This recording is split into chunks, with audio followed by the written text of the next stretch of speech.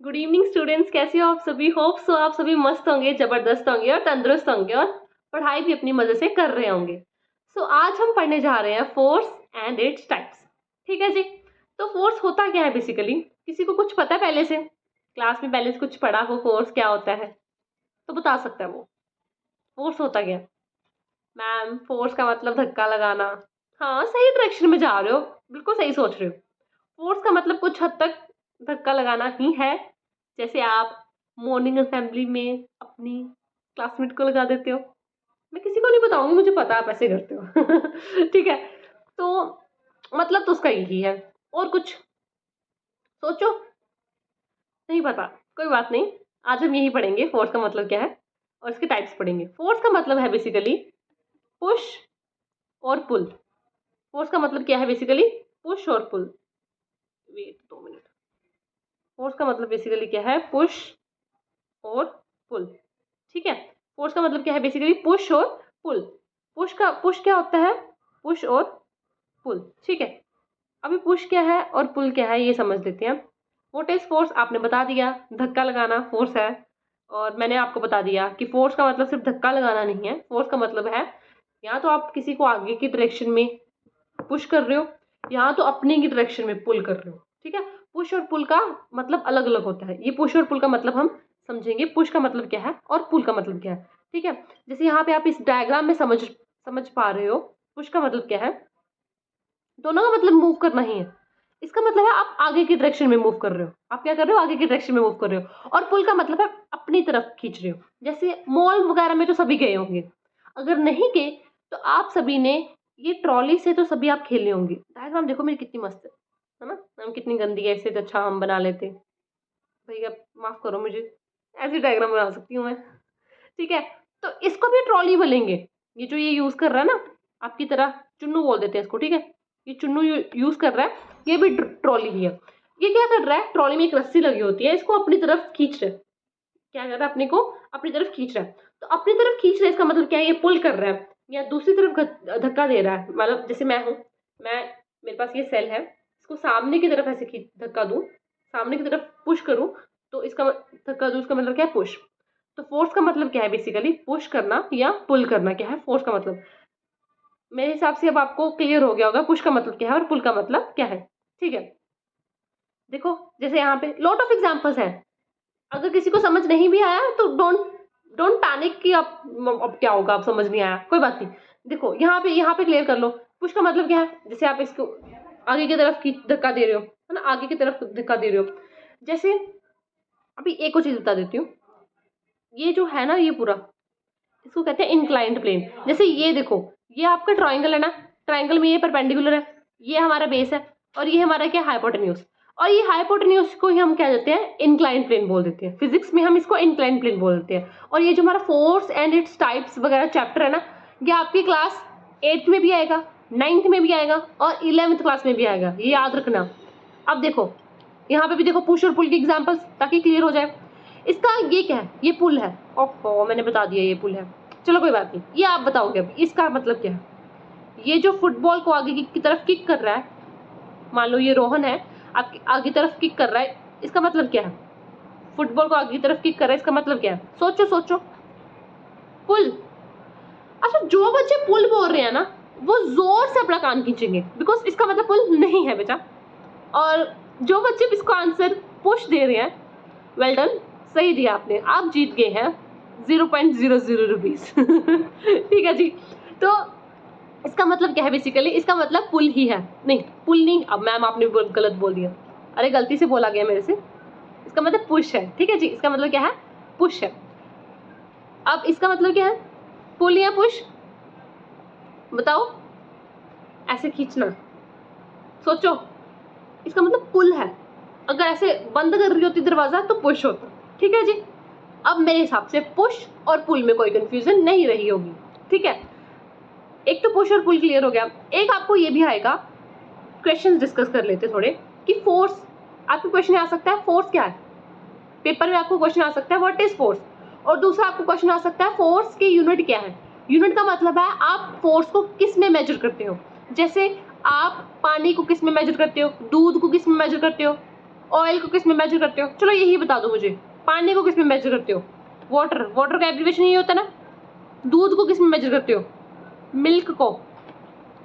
और ऑयल को किस में मेजर करते हो? चलो बताओ, अच्छे बच्चों की तरह बताओ।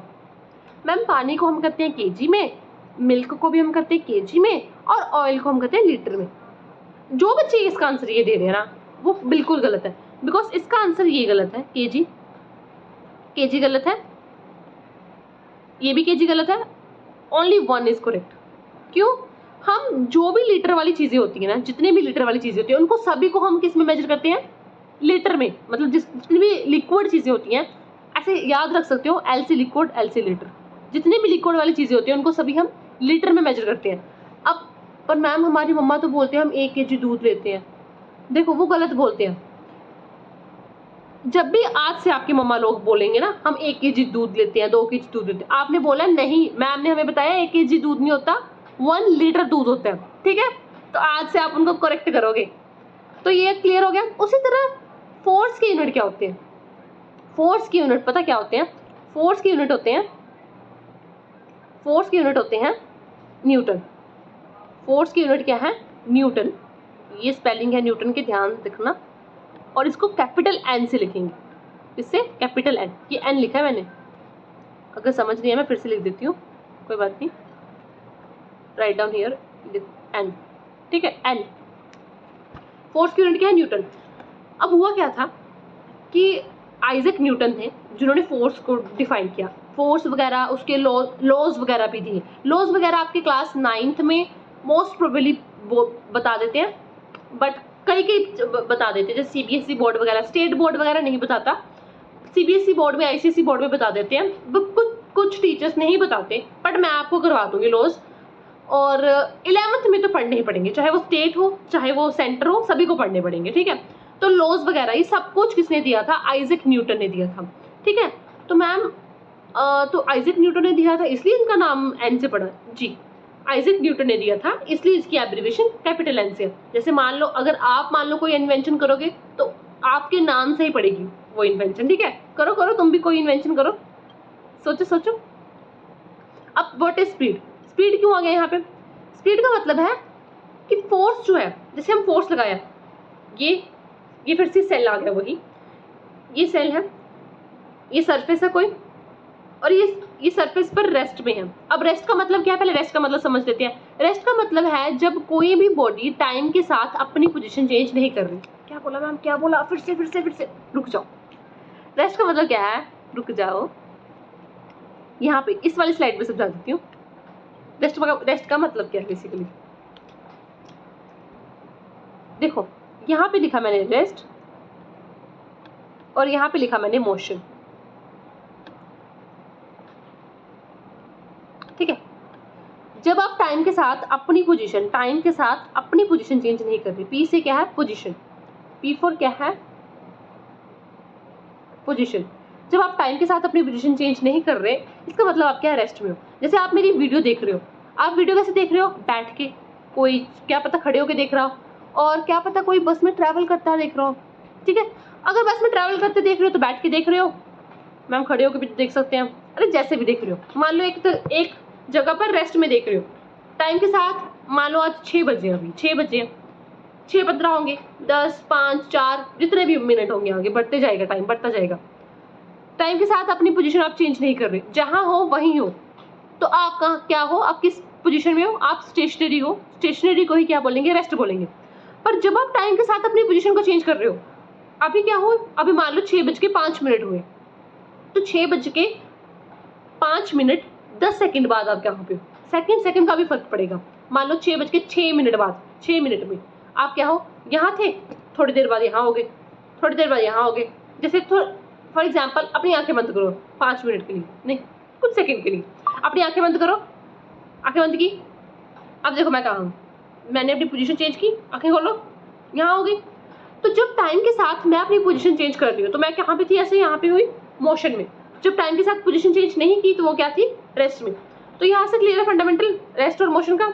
तो वही यहाँ पे समझाने की कोशिश थी कि फोर्स का इफेक्ट क्या होता है। फोर्स जब यहाँ इस सेल के ऊपर फोर्स लगाई, ये यहाँ पे रेस्ट में, रेस्ट का मतलब समझ आ गया क्या? मैम जब टाइम के साथ पोजीशन चेंज नहीं होती, ठीक है जी। तो जब इसकी तरफ लगाई फोर्स तो क्या क्या हुआ मैम, रेस्ट से मोशन में चलेगी, बिल्कुल सही, रेस्ट से क्या होगी, मोशन में चलेगी, तो क्या होगा, इसकी स्पीड अप हो जाएगी, ये बढ़ गई स्पीड, ऐसे आपकी तरफ आ गया, ऐसे स्पीड बढ़ गई इसकी। तो इसका मतलब क्या है कि जब आप फोर्स लगाते हो किसी भी बॉडी पर तो उसका मतलब क्या हो रहा है कि या तो वो बॉडी स्पीड उसकी ज़्यादा हो जाएगी या तो स्पीड स्लो हो जाएगी, दो ही काम हो सकते हैं। जैसे यहाँ पे देखो फॉर एग्जांपल, यही सेम इंक्लाइन प्लेन है, सेम ही इंक्लाइन प्लेन है, यहाँ पे ये क्या हो रहा है, फोर्स बढ़ रही है, पर मान लो ये सरफेस बहुत रफ था, सरफेस क्या होता है, रफ, और रफ सरफेस में क्या हो जानी थी, इसकी स्पीड क्या हो जानी थी, डिक्रीज हो जानी थी, स्पीड क्या हो जानी थी, इसकी डिक्रीज हो जानी थी, ठीक है। तो मतलब स्पीड पे क्या हो जाएंगे, स्पीड के दो फैक्टर हो जाएंगे, एक तो इंक्रीज वाला फैक्टर और एक डिक्रीज, स्पीड एक इंक्रीज हो जाएगी एक डिक्रीज हो जाएगी, ये भी क्लियर हो गया।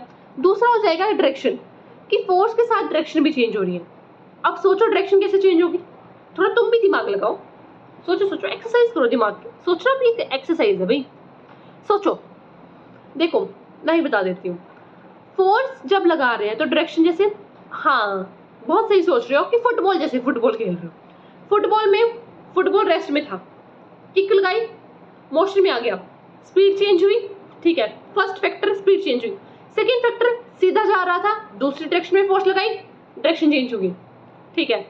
फर्स्ट स्पीड भी चेंज होती है फोर्स लगाने से, दूसरा डायरेक्शन चेंज होती है फोर्स लगाने से, थर्ड मैम हम ऐसे कर सकते हैं ना, फुटबॉल को प्रेस भी कर सकते हैं जब उसमें हवा कम हो, फोर्स लगाई, हवा ऐसे नीचे की तरफ से प्रेस हो गया, तो वो क्या होगी, शेप भी चेंज होगी, स्पीड, डायरेक्शन, शेप। तो तीसरा फैक्टर क्या है, शेप भी चेंज हो सकती है, क्या चेंज हो सकती है, शेप भी चेंज हो सकती है। यहाँ पे तो क्या है, ये देखो इफेक्ट क्या पढ़ाए, इफेक्ट क्या पढ़े हमने कि फोर्स से क्या हो जाएगा, एक तो क्या होगा आपकी स्पीड चेंज होगी, दूसरा आपकी डायरेक्शन चेंज होगी, और तीसरा आपकी शेप भी चेंज हो जाएगी, ठीक है जी।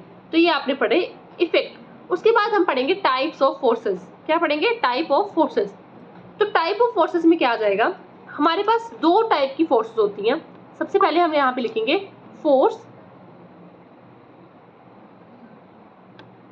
फोर्स, फोर्स के आगे आगे दो टाइप, एक तो फर्स्ट हो जाता है कॉन्टैक्ट फोर्सेस और दूसरा हो जाता है नॉन कॉन्टैक्ट फोर्सेस, ठीक है। एक तो कॉन्टैक्ट फोर्सेस, दूसरा non contact forces. Contact forces का मतलब है जिसमें टच होगा, और जिसमें टच नहीं होगा वो क्या हो जाएगा, नॉन कॉन्टैक्ट फोर्सेस। जिसमें आप टच लगा के फोर्स, जिसमें आप टच से आगे को पुश कर रहे हो या पुल कर रहे हो, वो हो जाएगा कॉन्टैक्ट फोर्सेस। जिसमें आप विदाउट टच फोर्स अप्लाई कर रहे हो वो आएगा नॉन कॉन्टैक्ट फोर्सेस। तो चलो फोर्स के टाइप समझते हैं। टाइप ऑफ फोर्सेस में कॉन्टैक्ट और नॉन कॉन्टैक्ट। कॉन्टैक्ट में क्या आ जाएगा, जैसे ये यहाँ पे ये अंकल हैं और ये क्या कर रहे हैं, आगे को पुश कर रहे हैं, ठीक है, इन्होंने सामान रखा हुआ है, तो यहाँ पे इनके मसल्स का यूज हो रहा है। इस क्या यूज हो रहा है, मसल्स का यूज हो रहा है। तो मसल्स का यूज हो रहा है मतलब कॉन्टैक्ट हो रहा है, हार्ट टू हार्ट टच हो रहे हैं। ऐसे कोई भी ऑब्जेक्ट है, मान लो ये पेन है, ऑब्जेक्ट है, ऑब्जेक्ट के साथ आप टच में हो फोर्स लगाते वक्त, यस मैम ये ऑब्जेक्ट के साथ टच में है तभी तो लग रही है फोर्स, तो ये क्या हो जाएगी, कॉन्टैक्ट। और इसका नाम क्या है, मस्क्यूलर फोर्स। तो ये देख लो मस्क्यूलर फोर्स। पहली क्या है, मस्क्यूलर फोर्स, जब हम फोर्स लगाते समय अपने मसल्स का यूज कर रहे हैं तो वो क्या है, मस्क्यूलर फोर्स। जैसे यहाँ पे क्या था, ये अपने मसल्स का यूज कर रहे थे, तब ध्यान से देखो ये मसल्स का यूज कर रहे हैं ना, ऐसे इसको आगे की तरफ खींचने के लिए मसल्स का यूज कर रहे हैं, तभी तो देखो कितना पसीना भी आ रहा है, कितना कुछ। The force that uses the power of muscle is known as a muscular force. ये क्लियर हो गया। जैसे यहाँ पे देखो इसका भी मसल्स का यूज हो रहा है। दूसरी आ जाएगी ग्रेविटेशनल फोर्स। ग्रेविटेशनल फोर्स का क्या हो जाएगा, ग्रेविटेशनल फोर्स पढ़ने से पहले तुम हाँ ग्रेविटेशनल फोर्स ही पढ़ लेते पहले। ग्रेविटेशनल फोर्स का मतलब है जैसे दो ऑब्जेक्ट है, आपके और मेरे बीच में भी ग्रेविटेशनल फोर्स लग रही है, वो बहुत स्मॉल क्वांटिटी में होती है, बहुत छोटी छोटी, जिससे एक दो बॉडीज चिपकती नहीं है ना। जैसे ये दो, एक सेल है और एक क्या है, पेन है, इन दोनों के बीच में ग्रेविटेशन लग रही है। अब आपके दिमाग में आएगा ये चिपक क्यों नहीं रहे, फिर इसलिए नहीं चिपक रहे कि इसकी क्वांटिटी बहुत स्मॉल है। ये हम क्लास 12th में पढ़ेंगे जाके, ठीक है। तो ग्रेविटेशनल फोर्स क्या है, ये भी एक पुल है जो अर्थ अपनी तरफ लगा रहा है, ठीक है, और इसको हम कई बार ग्रेविटी भी बोल देते हैं। पर हम क्लास 12th में पढ़ेंगे कि ग्रेविटेशनल फोर्स एक अलग कॉन्सेप्ट है और ग्रेविटी एक अलग कॉन्सेप्ट है। पर फिलहाल के लिए आप 8th क्लास और 9th क्लास में आप ये समझो कि हम ग्रेविटेशन और ग्रेविटी फोर्स को एक ही समझेंगे, बिकॉज अभी आपका फाउंडेशन थोड़ा डेवलप करना हो। ठीक है जी, तो ये समझ आ गई। जैसे यहाँ पे देखो, ये लड़की है, इसने बॉल फेंक, वो ग्रेविटी का मतलब क्या, ये पेन है, पेन ऊपर की तरफ किया, अब ये नीचे को आएगा, ये ऊपर की तरफ ही क्यों नहीं रहा, बताओ बताओ, ये ऊपर की तरफ ही क्यों नहीं रहा? क्योंकि अर्थ एक फोर्स एक्सर्ट करती है, हर एक चीज को अपनी तरफ खींचती है, उस फोर्स का नाम होता है ग्रेविटी। उस फोर्स के अकॉर्डिंग क्या है, कोई भी चीज हम ऊपर फेंकेंगे वो नीचे जरूर आएगी। ठीक है, क्योंकि अर्थ अपनी तरफ उसको क्या कर रही है, अट्रैक्ट कर रही है, इसको क्या कहेंगे, ग्रेविटी बोलेंगे। ठीक है, अब क्या है मैग्नेटिक फोर्स, यही है नॉन कॉन्टैक्ट फोर्स। आपके पास मैग्नेट है, बताओ, हाँ मैम है हमारे पास मैग्नेट। अब आपने मैग्नेट से नेल्स को अट्रैक्ट किया, जैसे ये नेल्स, मतलब ये आयरन नेल्स कैसे अट्रैक्ट, ऐसे होते हैं ना अट्रैक्ट, ऐसे होते हैं ना अट्रैक्ट, आयरन नेल्स को अट्रैक्ट किया। अब इसमें आपका टच का यूज हुआ, मैम हुआ ना, मैग्नेट को पकड़ा हमने। देखो मैग्नेट को तुमने पकड़ा और तुमने आयरन नेल्स ऐसे कर दी, ठीक है मैंने मान लिया। एक टाइम ऐसे करना, मेरी बात मानना, मैग्नेट को रखना और साइड में आयरन नेल्स रखना, तुम्हारे कॉन्टैक्ट की जरूरत नहीं है उनको, वो खुद से चिपक जाएंगे। ट्राई करना। कुछ बच्चे बोल रहे हैं हाँ मैम ऐसे ही होता है, ऐसे होता है, ऐसे होता है ना, तो ये क्या फिर आपकी जरूरत पड़े, ये फोर्स बोल रही है मुझे तुम्हारी कोई जरूरत नहीं है, मैं ऐसे कर लूंगी अपने आप को हैंडल, इसलिए मैं क्या हूँ, नॉन कॉन्टैक्ट फोर्स। समझ आ रही है तुम्हें? हाँ समझ आ रही है। तो ये क्या होगी, नॉन कॉन्टैक्ट। एक बार इसको समझ लेते हैं। Magnet applies a force things made of iron and steel. Iron की होगी, स्टील की होगी। अब स्टील में भी क्या होता है, स्टील में भी आयरन पर, स्टील की कंपोजिशन क्या होती है, स्टील में कुछ अमाउंट तक आयरन को मिक्स किया जाता है। ठीक है, अब अगर उसकी क्वांटिटी आप लो करते जाओगे तो फिर स्टील इतना चिपकेगी नहीं मैग्नेट के साथ, पर ज्यादातर चिपक जाती है, तो ये क्या हो जाएगी, मैग्नेटिक फोर्स हो जाएगी। ठीक है, अब ये बताओ किस किस के पास मैग्नेट है ना। अब एक जुगाड़ू तरीका बताओ मैग्नेट लाने का। आपके पास वो है जो एक मतलब स्पीकर टाइप होता है, छोटा स्पीकर, अगर खराब है ना घर में तो उसको तोड़ोगे ना, उसके बीच में से मैग्नेट निकलेगी। अब मुझे गाली मत पड़वाना भाई, ये मत बोलना कि मैम ने बोला था इसलिए हम तोड़ रहे हैं, नए स्पीकर को मत तोड़ देना, फिर आपकी मम्मी बोलेगी कौन से टीचर से पढ़ते हो, सारा स्पीकर तोड़वा दिया, पर मैंने बोला नहीं था स्पीकर तोड़ने को। देखो ऐसे तुम्हारी जरूरत नहीं है मैग्नेट को, तुम ऐसे रख दोगे ना, वो बिल्कुल ऐसे तरीके से अट्रैक्ट हो जाएगी। अब इसमें भी मैं एक इंटरेस्टिंग फैक्टर बताती हूँ, ये मैग्नेट का होता है नॉर्थ पोल और ये मैग्नेट का होता है साउथ पोल। मैम ये तो हमें पता है, इसमें इंटरेस्टिंग क्या हुआ, अच्छा मैं बताती हूँ ना, मैं आप बता रही हूँ, सुन लो मेरी बात। अब मान लो ये मैग्नेट है, मान लो इसकी मैंने टुकड़े कर दिए, हो जाते हैं, हाँ हो जाते हैं, तोड़ दो इसको मैग्नेट को, ये हो जाएगी। तो बताओ क्या नॉर्थ पोल अलग हो गया और साउथ पोल अलग हो गया, बिकॉज मैंने बीच में से तोड़ दिया, ये वाला हिस्सा तो नॉर्थ का था, है ना, ये वाला हिस्सा तो नॉर्थ का था और ये वाला हिस्सा तो साउथ का था, ये वाला नॉर्थ का था, ये वाला साउथ का था। अब बताओ क्या टुकड़े, नॉर्थ अलग हो गया, साउथ अलग हो गया, बताओ बताओ, सोचो थोड़ी देर के लिए, सोचो अपना दिमाग लगाओ। हाँ मैम हो गया, क्योंकि बीच में से तोड़ दिया और एक अलग हो गया, दूसरा अलग नहीं, ऐसा नहीं होता। आप मैग्नेट के इनफाइनाइट का मतलब होता है अनंत। तुम्हें गिनती कहाँ तक आती है, काउंटिंग, मैम 1000 तक, कोई बोलेगा मैम 100 तक आती है सिर्फ हमें, तो कोई बोलेगा 120 तक, जहां तक काउंटिंग चलती रहती, खत्म भी नहीं होती, मतलब इन्फिनिटी तक, ये होती है इन्फिनिटी।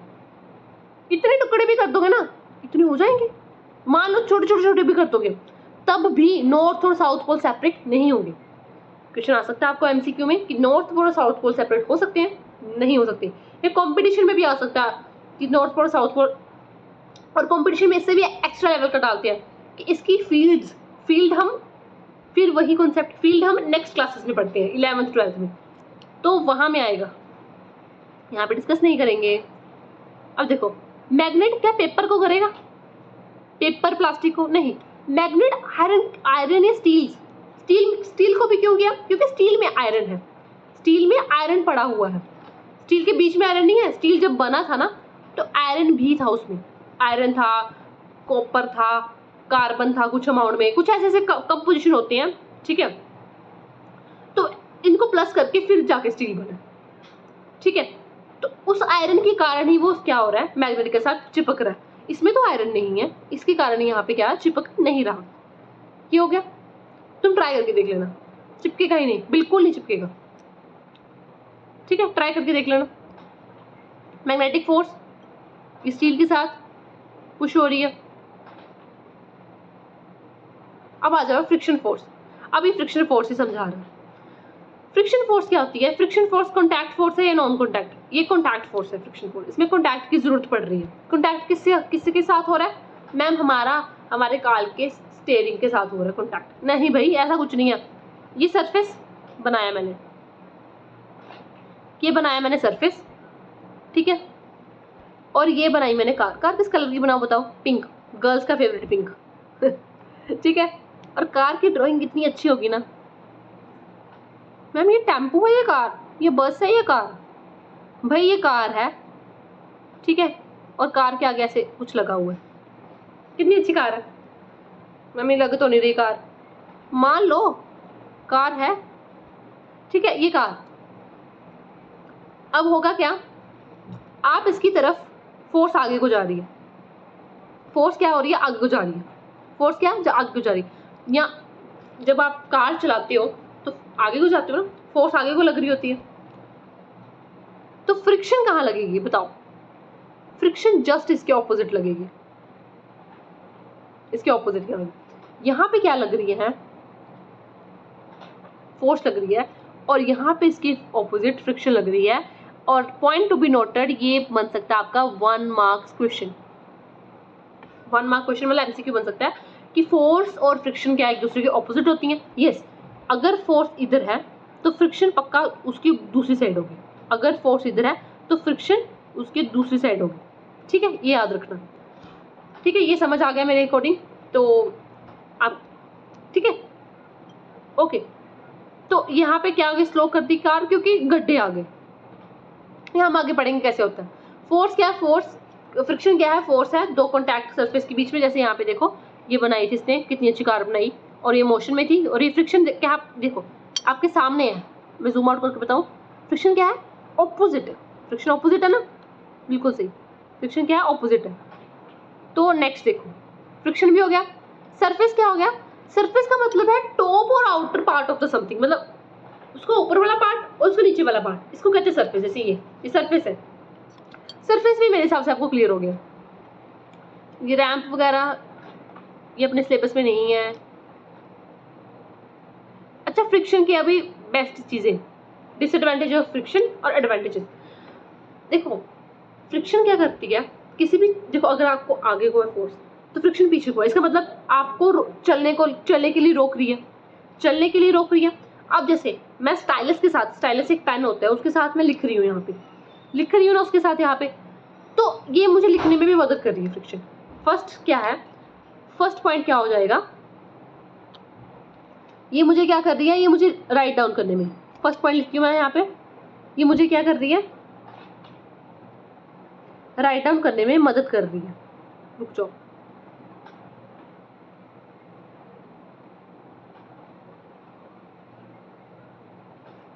मुझे राइट डाउन करने में मदद कर रही है। सेकंड पॉइंट, मुझे वॉक करने में मदद कर रही है, मुझे चलने में मदद कर रही है। जब आप चल रहे हो, आप किसी स्मूथ सरफेस पे चल के बताना, बिल्कुल स्मूथ, बहुत स्लिपरी जैसे रेनी डेज में होता है, स्लिप होने का चांस होता है ना, जैसे है ना, रेनी डेज में स्लिप होने का। और जैसे वॉशरूम में अगर पानी, अगर आपने वाइपर से साफ ना किया हो, बिल्कुल स्लिपरी सरफेस हो, तो आप फिसलने का डर होता है ना। क्यों फिसलने का डर होता है? वहां पे फ्रिक्शन बिल्कुल कम हो जाती है, इसलिए आप वहां पे अच्छे से चल नहीं पाते। राइट डाउन करने में, दूसरा क्या है, वॉकिंग करने में, तीसरा मैम टॉकिंग करने में, नहीं टॉकिंग करने में नहीं। देखो तीसरा आ जाएगा, लिखने में आ जाएगा, वॉकिंग करने में आ जाएगा। तीसरा आ जाएगा आपका कि फ्रिक्शन जो है ना, वो सरफेस को मेंटेन करती है। सरफेस को मेंटेन का मतलब क्या? सरफेस को मेंटेन करने का मतलब है, जैसे कोई स्मूदी सरफेस है, आप उस पे, मैं इसको एग्जांपल से समझा रही हूँ। जैसे ये सरफेस है, ये आपका सरफेस है, ये आपका सरफेस है, ये बिल्कुल स्मूथ सरफेस है, और ये फ्रिक्शन के कारण ऐसा हो जाएगा, मतलब उसमें क्या हो जाएगी, रफनेस आ जाएगी, रफनेस भी आ जाएगी, रफनेस भी मेंटेन रखती है ताकि आप चल पाओ। ये आपकी डिसएडवांटेजेस भी आ जाएगा। जैसे देखो, डिफिकल्ट टू मूव, कोई चीज़ जम चुकी है एक जगह पर, बिल्कुल चल नहीं, बिल्कुल कितने टाइम तक आपने रखी हुई है वो चीज़, अब चल नहीं पा रही, वो खुद से थोड़ा चलेगी, आप मूव पुश करोगे फिर चलेगी, फ्रिक्शन के कारण नहीं होता। सोल का मतलब आपके शूज़ के नीचे वाला पार्ट जो होता है उसको सोल बोलते हैं, वो घिस जाता है। क्यों? क्योंकि सरफेस रफ है, सरफेस रफ है, रोज चलना होता है, फ्रिक्शन के कारण वो वैसा हो जाता है। उसके बाद मशीन के स्पेयर पार्ट होते हैं, मशीन के स्पेयर पार्ट होते हैं वो भी खराब होने लगते हैं। क्यों क्यों खराब होने लगते हैं? फ्रिक्शन के कारण। फ्रिक्शन के कारण उसकी मोबिलिटी का मतलब मोशन कम होने लगता है, क्योंकि फ्रिक्शन क्या करती है, मोशन को रिड्यूस करती है। क्यों? क्योंकि ये मैम फोर्स के ऑपोजिट डायरेक्शन में होती है। तो फिर मैम हम क्या करें? देखो, एक तो ये हो सकता है कि जैसे मशीन के केस में आप क्या करोगे, उसको लुब्रिकेशन करोगे। लुब्रिकेशन का मतलब क्या होता है? क्वेश्चन आ सकता है, व्हाट इज लुब्रिकेशन? लुब्रिकेशन का मतलब होता है टाइम टू टाइम मशीन्स को ऑयलिंग करना। ऑयलिंग करना, जैसे आप क्लास खत्म होने के बाद अपनी मम्मा को पूछना, उनकी स्विंग मशीन होती है, जैसे मतलब कपड़े सिलने वाली मशीन जो होती है ना, वो उनको पूछना, उस पर उनमें उसके जो पार्ट होते हैं ना, उस पर आप तेल लगाते हो, मशीन वाला तेल या नहीं? आपकी मम्मा का जवाब होगा येस।